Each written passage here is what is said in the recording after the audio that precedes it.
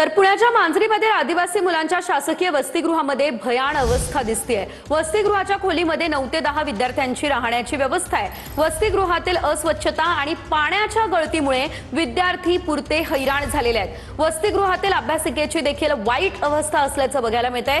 आपण पाहू शकतोय शासकीय वसतिगृह या दृश्यांच्या माध्यमातून। लासलगावहून 840 टन कांदा दिल्लीला लोडिंग होण्याच्या प्रतीक्षेत आहे। सोमवारी रात्री 11:50 21 बोगींची मालगाडी लासलगावमध्ये दाखल झाली। कांद्याची पॅकिंग वेळेत न झाल्यानं मालगाडी भरण्यास 24 तास तब्बल विलंब झालाय। मालगाडीच्या विलंबामुळे सेंट्रल वखार महामंडळाला प्रति तास 3150 रुपये इतका दंड देखील ठोठावण्यात आलेला आहे।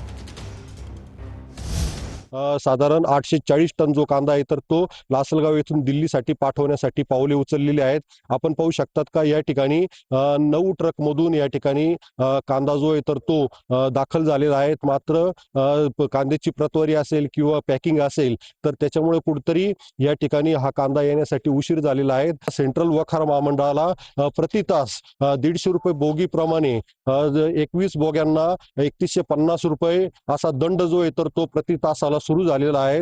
लासलगावसह नाशिक जिल्ह्यातील किंवा देशांतर्गतील बाजारपेठांमध्ये कांद्याचे किती दर कोसळतात तर याकडे आता कांदा उत्पादक शेतकऱ्यांचं लक्ष लागलेलं आहे। उमेश पारिक, TV9 मराठी, लासलगाव, नाशिक।